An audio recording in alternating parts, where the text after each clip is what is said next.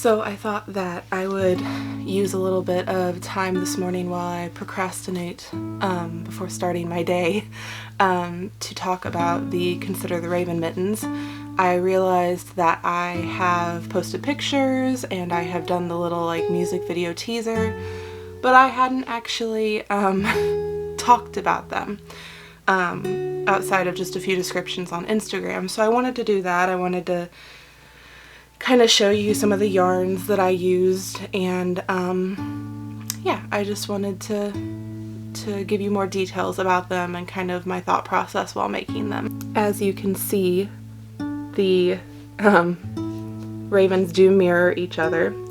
For the purposes of the camera, they are going out this way, but when you turn them to look at yourself, they're like they're facing each other. So and then the thumbs, they're striped, both the fingerless version and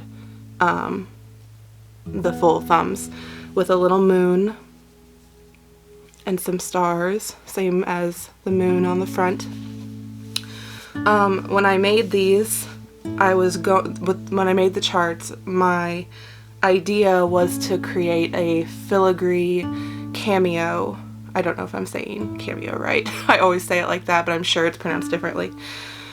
Type frame for them to give them a Victorian type look. So up here is the crown of the frame, and then it's supposed to be just this open work metal filigree looking like if you were wearing a cameo necklace. Anyway, there is a Latvian braid right here, and the wheat, it's wheat to me, but it could also kind of look like crow's feet or raven's feet all in a row. But anyway, they also mirror each other. They go towards each other just like the ravens. So I'll show you the full version too. In terms of construction, I love the look of a colorwork thumb. I just really, for this design, didn't want to work on such a small circumference colorwork thumb. So that's where the striped thumb came into play, which I absolutely love. And if you see more striped thumbs in my colorwork mittens in the future, these are why, because I love the striped thumb. It gives me a very Tim Burton feel, and I just love it. But the top, like my previous mitten designs, I had done color work all the way up to the top. These are the Yuletide Rose mittens. They were released Christmas of last year. And they're just the classic Norwegian construction for the decreases for the top, which brings it to a point at the top here, and also for the thumb. So all of my previous mittens have this type of construction, the Norwegian style mitten, if you will. And I love knitting mittens for my family. If you've been following my vlog, you know that I like to knit mittens as gifts. And my mom, and I think at least one of my sisters had said to me, I love your mittens, but I really don't like that the tops come to a point, which is totally understandable. I really wanted to create a mitten design that had a rounded top rather than a pointed top. So that's why the tops are created the way they are. And then on the palm, you can see, if you go like this, there's a sort of a mini graveyard going on here with the little bats and little crosses for the tombstones, and then just like a little arch, you know, for all of the catacomb entrances and tombstones as well. So that is elements of the design, and yeah, I really love them. I'm really proud of them, and I know that you guys all love them too. So so for yarn, it is a sport weight mitten. I will say, however, on a size 2 needle, a US 2. I don't know the millimeter for sure. I'll put it on the screen because I'm really bad at conversion. But they are written for sport weight. However, one of my testers is using fingering weight, so the point of doing the sport weight at such a tight gauge is to create a denser fabric, so they're a warmer mitten. And especially when you're using your non-superwash wools and even like your toothier wools, which is what I used for the... So this denser fabric creates a warmer mitten. However, the gauge, based on what I saw with her and what her mittens looked like, they looked great. They looked just like these. So I would imagine that the fabric, of course, is a little thinner, so you would have a lighter weight mitten. But they are versatile in the way of gauge. So you could do sport weight, you could probably do DK. I would imagine it would make a longer mitten versus a wider mitten. I haven't tested that, so don't quote me on it. But the fingering weight worked great for her. I think she even went up to a 2.5, US 2.5 if I remember correctly. But anyway, so the actual yarns that I used were Knit Picks Sport. These are the two colors I used for my full-size mittens.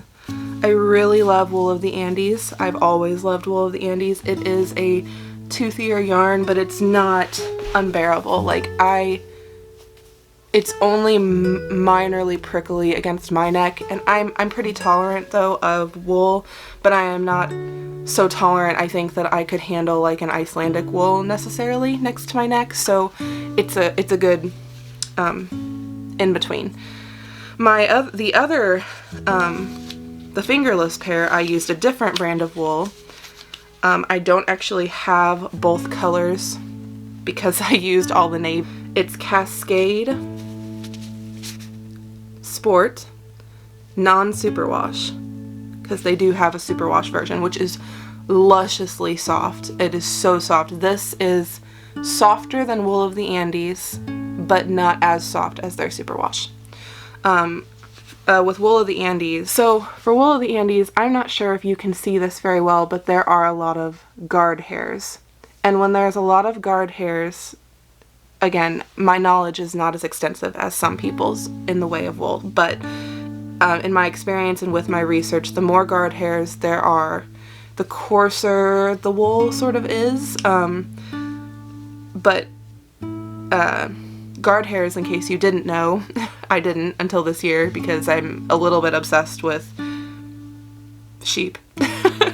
But guard hairs are longer pieces, longer hairs in the wool, obviously, and they are to help relieve the wool of moisture so that the water can drip off of the wool off the longer pieces. So it helps with your water resistance too, the longer your guard hairs are. However, there are not as many, if any, guard hairs in these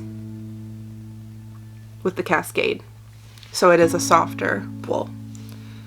I'm sure that someone that's more knowledgeable than me may have even more information or even slightly different information, and if you do, feel free to comment down below and correct me if any of this is wrong. This is just what I've learned over the years, and it may not be correct. But anyway, so those are the two yarns I've tried. A merino would work great. I've even done color work with acrylic. It is not a no-no to me, but anyway, I wanted to show some color combinations. My sister, when she was here, she actually requested 3 colors for this mitten. So she requested these 3 colors, and the way that it's going to go is these two, the olive oil will be throughout. It will replace the gray, and then the center will either be the black or the purple. I'm pretty sure she wanted the purple. I'm going to test it to see. And then the black will be down here and up here. So that's an option if you didn't want to do 100 grams, because these come in 50 gram balls. If you wanted to just get 1 ball of each color, you would have more than enough. For a lower contrast, if you're into lower contrast, you could do something like this. This is Thyme Wool of the Andes, and this is Olive of Cascade.